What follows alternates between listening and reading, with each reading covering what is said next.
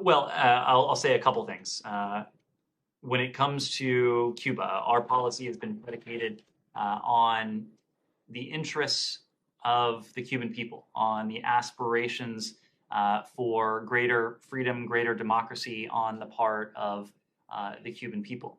It is true that this administration's policy is not identical to the policy of the Obama Biden administration, but it is also true that since 2017, 5, 6 years have gone by. The Cuban regime, in some ways, has become even more repressive.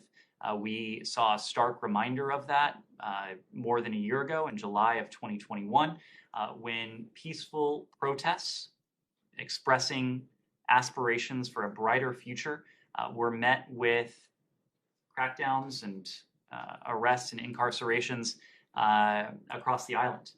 That's just one example of the repression that we've continued to see on the part of the Cuban regime. We have taken steps that seek to serve the interests of the Cuban people. We have worked to restart travel and flights between the United States and Cuba. We have worked on programs that can unify and reunify families separated, in some cases by a mere 90 miles between Florida and Cuba, to bring families back together. We have increased our staffing at our embassy in Havana, in large part to provide additional consular support to process visas for, in many cases, this family reunification.